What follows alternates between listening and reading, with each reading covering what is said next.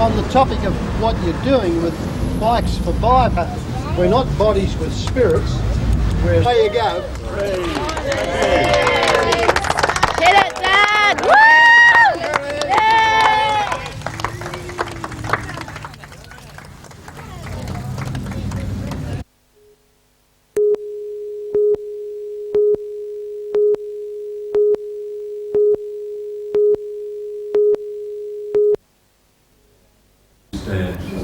Plans for the Coast Watch Task Force were discussed in Newcastle today during a shadow cabinet meeting at City Hall. The task force will be launched at Port Stephens in about a month's time. The organisation will involve community and environment groups working with specialists to assess developers' proposals and will operate in many areas including the Hunter region. I think we need to look at what the government's got in mind for Port Stephens. The Tomaree Hospital site is one that concerns us. We think that this government, to achieve its target of $470 million in asset sales, would be looking inevitably at selling that site. You mentioned concern about sleazy development. What in this area could fall into that category? I wouldn't put a name, I wouldn't apply that name to anything I can think of here, but I think there's a very real threat for the future. Mr Carr says the state government has lifted the former Labor government's controls on coastal development, and the biggest threat now is urban sprawl. The environment wasn't the only burning issue at today's meeting. Mr Carr also slammed Premier Nick Greiner for failing to announce the by-election date for the seat of Port Stephens. I think they're nervous. I think they're nervous about the way the public's taken their disgraceful record of broken promises. We've now got 100 broken promises from this government in a mere 6 months. I think they're nervous too about the damage their education policies are causing. Mr Carr says the opposition will be watching independent candidates in the by-election because of concern about activities in other parts of New South Wales during the state election campaign. The public funding returns make it clear that the Liberal Party was putting money, campaign money, into independence campaigns. And that's unfair, it's a dirty trick, it shouldn't happen, and we've got to be very careful that some of the independents running in Port Stephens haven't been encouraged by the Liberal Party in the same way the Liberals did in the last campaign. Belinda Borissow reporting for NBN News. Worry about the staff cuts.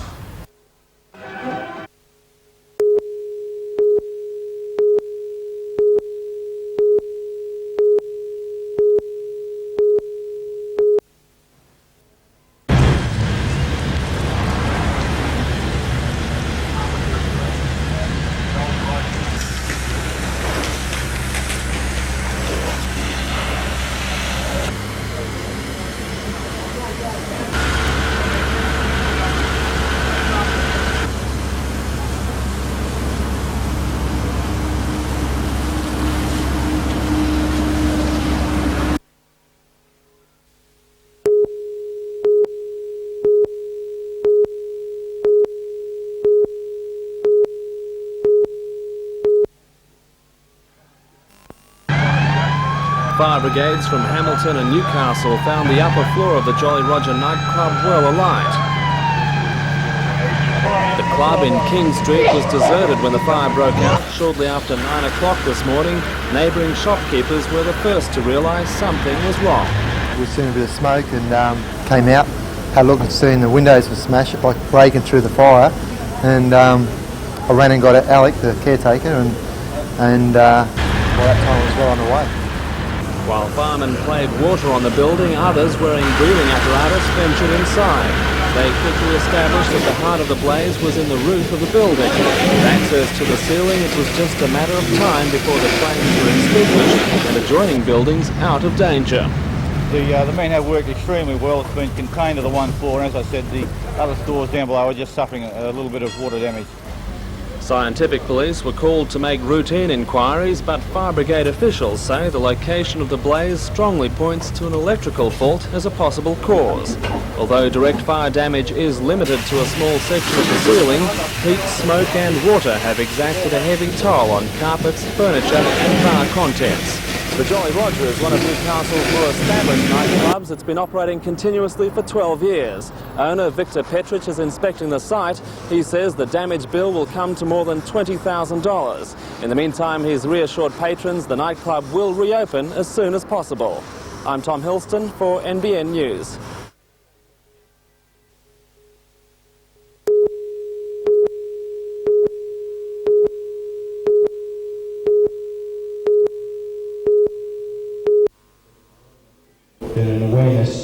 The coal industry came under scrutiny at the Coal Chain Discussion Day at City Hall. The Coal Chain Council is an industry initiative which provides a forum for discussion. The Industries Minister John Kerrin was one of the key speakers at the meeting. The Minister acknowledged Australia's export coal industry has had problems, but stressed coal is crucial to our economy. Last year, export coal reaped about $4.8 billion. How strong is the coal industry at the moment? By world standards, it's a very strong and efficient industry. It's obviously undergoing restructuring, given the world overcapacity, but I believe we're starting to come out of that. How can you say that it's a strong industry, given that since January 1987 there's been 20 mines closed, 4,000 jobs lost? Well, it's strong because we've moved, even in this decade, from being quite a small contributor to exports worldwide to the world's biggest exporter. It is strong because of the output per man. It is strong because of the quality of the reserves and the grades of coal that we have. Mr Kerrin says the Hunter has big prospects for increased steaming coal exports by 1995 and says investment decisions must be made within the next 2 years. The New South Wales Coal Association agrees, but says more mine closures are inevitable in the Hunter Valley as new mines open. So that our older mines, which are less efficient, will often have to close down, and new mines will have to continually start up in order to allow us to keep our competitiveness.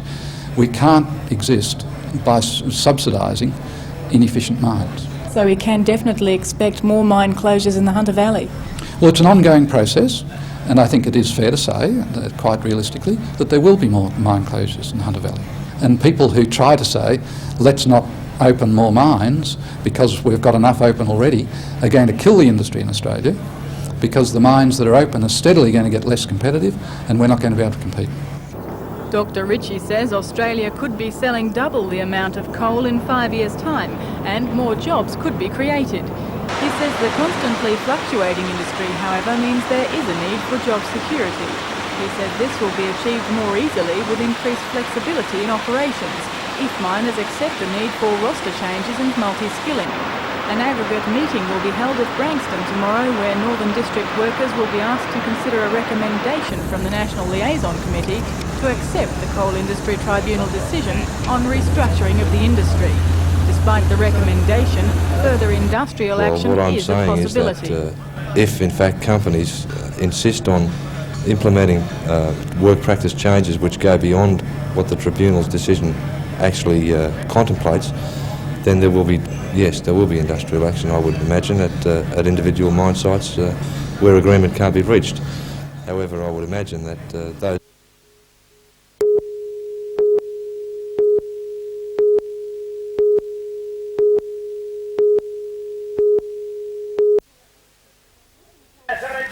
Wootton Coal Hereford stud is one of the oldest and finest producing properties in the country. Only one other stud has held more annual sales, and on Thursday it added another achievement to that remarkable record, its 26th annual sale. 109 prime quality cattle were listed, and in Wootton tradition, all bore no reserve and all came with a money-back guarantee. Not that too many buyers over the 26 years have ever wanted to return their purchases, and certainly by the type of stock on offer today, there would be plenty more buyer satisfaction. That satisfaction has ensured the same people have returned year after year to Wootton. Dear MacDonald of Walgett is one of them, and today he was certainly back with a vengeance. He purchased a total of 7 females, including the top-priced heifer at $1,400 and the top-priced cow at $1,600, as well as 12 bulls, among them the top-priced bull, Wootton Crest 17. Well, this is the impeccable young bull that topped today's sales. He fetched $10,000. That's $4,000 more than has ever been reached at a sale here. And according to Peter Bishop, it's all to do with the good future for the cattle industry. I think there's a feeling of optimism on the land at the moment. The season's good, the markets are good, export markets are good, both in beef and wool and wheat, and the feeling spills over into sales like this. $600, who bought him? Of course, while times may be good, the quality of the product also has a lot to do with price, and that's where Wooten Crest 17 sire comes in. 7 Bardo Crests died recently, but knowledgeable buyers were well aware his bloodline lived on in the collection of his sons up for sale, and therefore good prices were paid for all stock produced by him. There was even a sale of his semen later in the auction to be used for artificial insemination programs, that too bringing big money.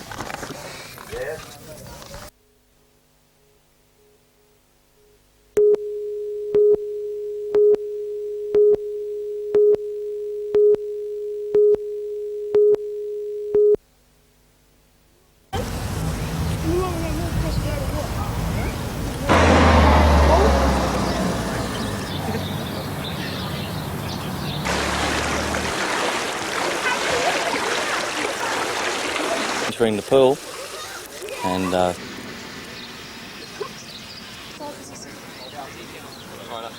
thanks for your help.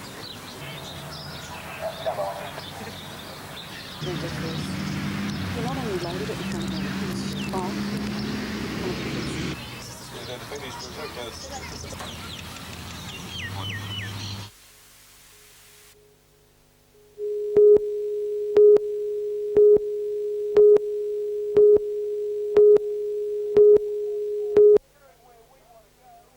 where we want to go, those that were raised during the course of the dispute, decided to go through the goalpost on my left.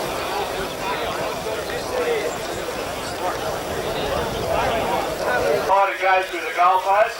All those against it. The NLC resolution is 1,230. Those against 1,366.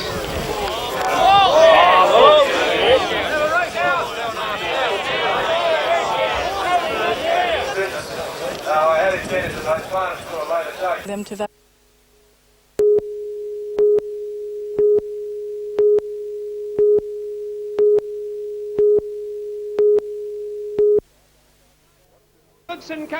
Watson was sidelined after a bad fall at a short-circuit venue several months ago and will be keen to return to the form that has made him one of the most exciting riders on Speedway. The first battle this season for the solos has attracted a top lineup of local and Sydney riders, including Scott Humphreys, Michael Holder, Dave Edwards, youngster Dave Hamnett and in-form Neil Ashman, all striving to take out the Tui Stars Trophy Sprint, one of the feature events on tomorrow night's program. Super sedans will be sharing the limelight, with some close competition expected between last week's race winners Stu Robertson, John Pine and John Brown. That'll be the end of his race.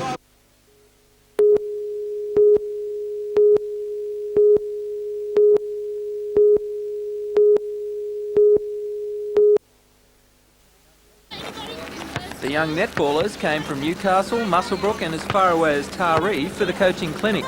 And with expert tuition from national players Anne Sargent, Sue Kenny and Keely Devery, and state representatives Debbie Curry, Jenny Miller and Kate Meaney, they couldn't be in better hands.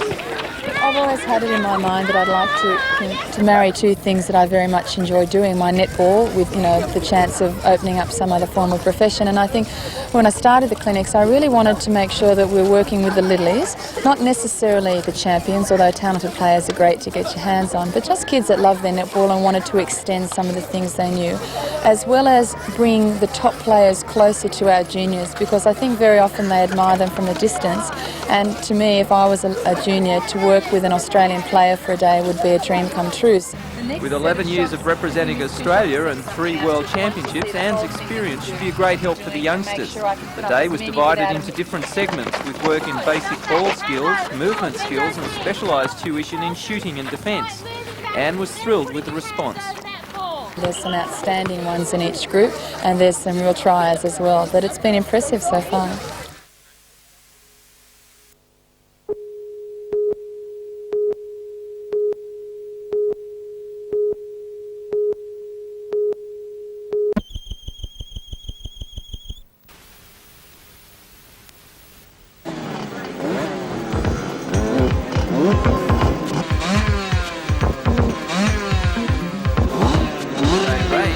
Under-7s riding the automatic 50cc Pee-wees to 15-year-olds riding 125s. The 1988 New South Wales Junior Dirt Track titles have 11 classes of competition for different ages and types of bikes. All age groups have Australian champions competing. In the 12-year-olds competition is Simon Goodchild from Queensland, here riding an 80cc bike. He holds no less than 20 individual national titles. It's not sure who gets the greatest thrill, the parents or the children. One thing's for certain, the parents pay for it. Ross McGinn from Cessnock has spent $6,000 setting up his two daughters for racing, and that's just the start of it. You've got to be up there and not at all, sort of thing, you know. So just, I reckon it's cheap because I do most of my own work, sort of thing, you know. But anyone that's got to pay, they pay for the nose.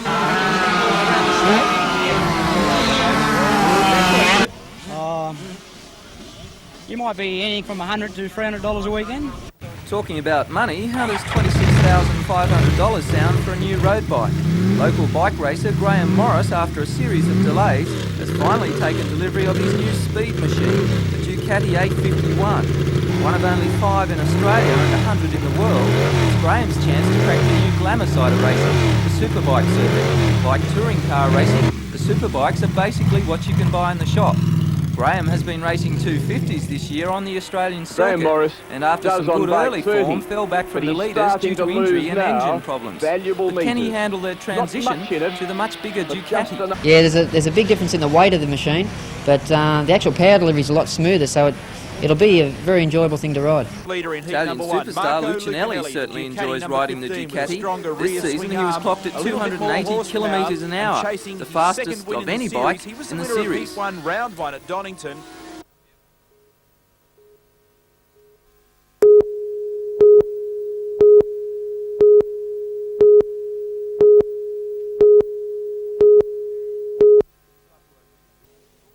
Papua New Guinea has always been regarded as an also-ran in international league. Tremendous flair and attack, but lacking in defence. Derry Covey, who has already signed with Newcastle, and Arnold Cruenti, who is negotiating, seen here playing against the Lions, are both in that mould. We believe that we can teach them the necessary defensive skills. They certainly have the attacking skills. Deputy Chairman of the Knights, Michael Hill, says talented backs are hard to find, and the two new wingers should fill a void in the team. We hope so, Peter. The situation really is that you can't buy class backs. Once they become established, then they're too expensive. So our policy is to obtain as many of them as we can before they become established. So at that stage, they're relatively cheap. Cruenti was at the International Sports Centre today, getting the feel of Winfield Cup football. Newcastle's given me one of the rare opportunities that I've always been looking for, like I'm playing Sydney football. So the 22-year-old has been playing international football for 2 years, and his performance against the English in May demonstrated that the big names in league don't scare him. When you played against Australia, you had to mark Michael O'Connor. Did you have any trouble with him? Well, not really. If my inside backs had done the job, I would have done mine on the wing.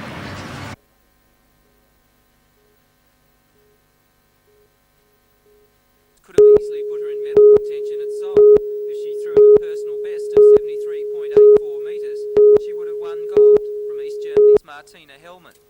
Newcastle's Olympians were given a rousing reception at today's launch. Your competition and finished although fairly they brought early home in no Seoul. gold medals, Yeah, there were plenty of positive aspects to their for you here performances. for the launch of the all finished on the first day, and unfortunately, or fortunately, I get to watch some of the other athletes and help my fellow teammates. Were you happy with your performances at Seoul? Yeah, I was happy enough. I made an Olympic finals. Amongst the festivities of dancers and big bands, the serious business of health was discussed. The rest of your lives Fitness Week will be promoting many activities, including aquarobics, Tai Chi, orienteering and seminars on nutrition and fitness. There will be a range of displays throughout the area.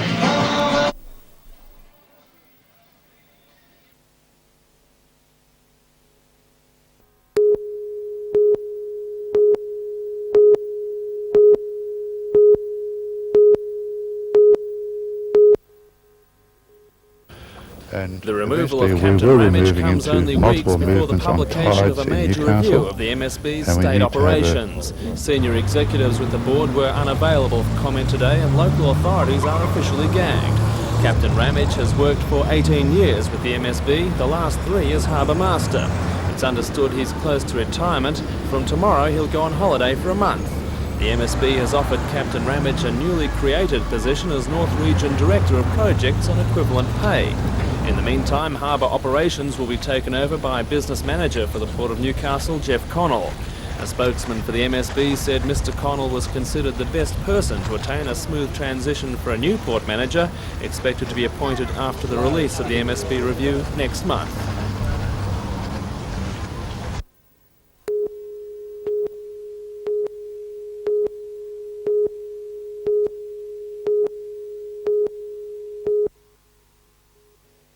Here we come, walking down the street. We get the funniest looks from everyone we meet. Hey, we're the monkeys, and people say we monkey around, but we're too busy singing to put anybody down.